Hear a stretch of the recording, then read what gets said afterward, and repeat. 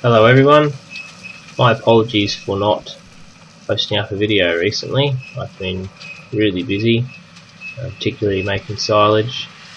It's been a really big year for us this year. But things are just starting to slow down a little bit, and we're having a wet week now. Some well needed rain has come, so I've found a bit of time to get a video edited and post it up. So this is actually some pretty old footage from back in early November, I think. It's one of the first few jobs we did. I haven't actually filmed anything in a little while, but I do have a lot of footage from a few months ago, so I'll get that edited and put up first and start filming some fresh stuff. Like I said, I've been really busy making silage. We've done a lot this year, a lot more than last year. It's just been a really good season for grass growth. And I just wanted to have a little quick talk about non-stop balers, or continuous ground baler. There's a few manufacturers that are prototyping and developing their own non-stop balers at the moment. Those being Vermeer, Welga, Krone and Vicon. I've never actually used or seen any of these in person, but I've seen videos on YouTube and also schematics of how they operate. Firstly, I'll start off by saying none of these would be suitable for what we do, simply because 85 to 90% of what we do is hilly, and there's no way you could just drop a bale as you're going along without carefully placing each individual one, as I'm doing right now. That'd all end up in the gully, in the dam, disappear in the bushes. So for a very limited amount of what we do, it would work, and for everything else there'd be really no benefit to it. First one I'll talk about is the Vicon. We ran a couple of Vicons a few years ago, had a terrible go with them, very poor reliability, lots of issues there, and the only reason when they were relatively new. The Vicon operates on a dual chamber, fixed chamber setup, where it forms 2/3 the size of the bale, then transfers it to the second chamber. And they do that by having basically two tailgates. The first chamber opens up and drops into the second, and then continues on.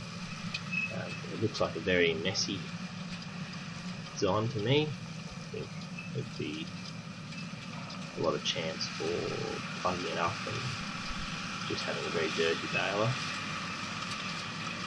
The other thing is it'd be no good for hay, because no one wants 4-foot hay bales. So that really knocks it on the head there.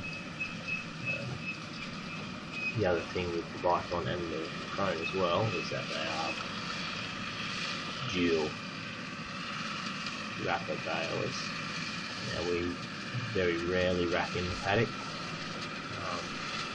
Most of the bales are parked either to a yard or to the side of the paddock on the fence where they are wrapped.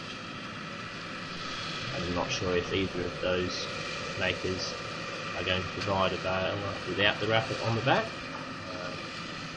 They really should, I think, because not everybody wraps in the paddock, and if you're forced to buy the wrapper with it, it's just added expense if you don't need it.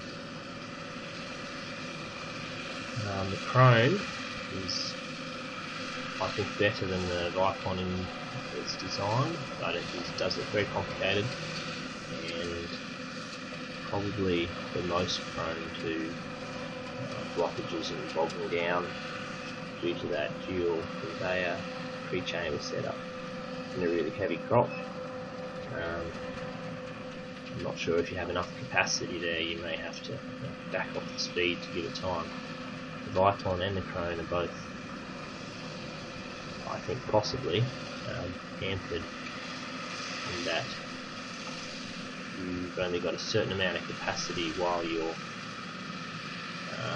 netting and discharging the bale. So if you're going through a really heavy crop and going along at their pace, you may have to slow down and wait for the bale to finish wrapping and chucking it off before you can proceed. I did see in a few video clips where that seemed to be the case. They're slowing down a long way as they waited for the bale to wrap. If you're not using the wrapper on the back, that may not be such an issue. The Vermeer welder, I think, is the best design out of the three. It's got basically two variable packets running off the same belt, so it'll form the bale for full size and density in the front chamber. We'll then transfer it backwards and at the same time start the second chamber. Then it will net the bale, discharge it, and then get ready for the next one. So essentially what you have is the full amount of time that it takes to make a bale to wrap and discharge it. So there's plenty of time there to get the net on, get it thrown out before needing that second chamber again. Whereas with the Vicon and the Krone, there's a lot less time to get that bale netted and got out. The welder also, I believe, is a 6-foot baler by the looks of it on the prototype one, so I haven't actually looked at the specs, but it'll do a big bale. I think the Krone does also, so it would be okay for hay there. The Vermeer just looks a lot sleeker, and even though it's complicated, any baler, it's going to be continuous baler, it's going to be complicated. It does look quite user-friendly. The Vicon is probably the least complicated. They basically bung two balers on top of each other. I really don't like it. That's my thoughts on the continuous balers. Like I said, we will probably never get one. Just because of the terrain we bale on, and you have to do probably a lot more bales than we do to justify the cost of one of these things. Some days when you're stopping every 35 to 40 metres to net a bale and throw it out, a continuous bale would be really good here. You can get through it a lot quicker because you spend about as much time sitting, netting and discharging the bale as you do making the bale. So if you do lots and lots of that sort of land flat, then it could be a real benefit. Anyway, I will leave you to watch the rest of this clip, and I hope you all had a very blessed and Merry Christmas, and all the best for the new year. Thank you for watching, and I'll catch you next time.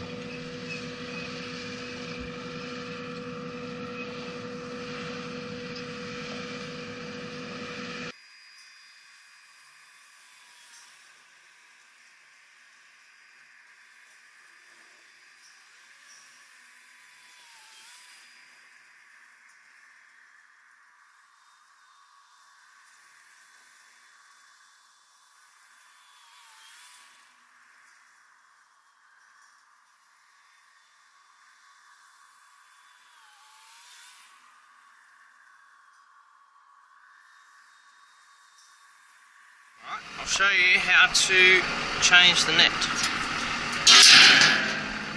A welder.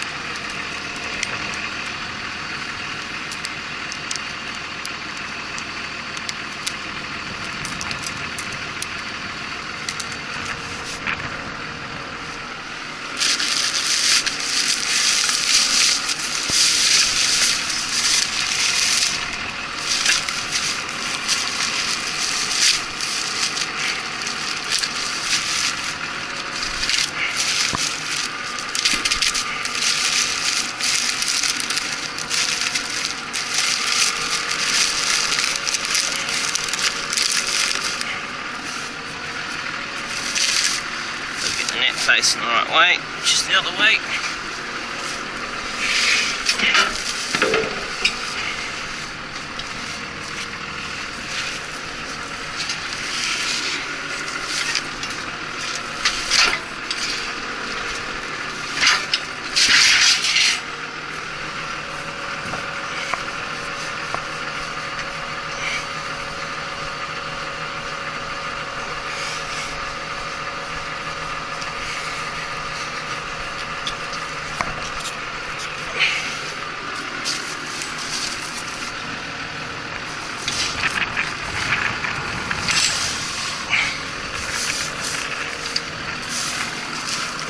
Lay it in there. Let's roll it through a little bit by hand first. There we go. All done. There.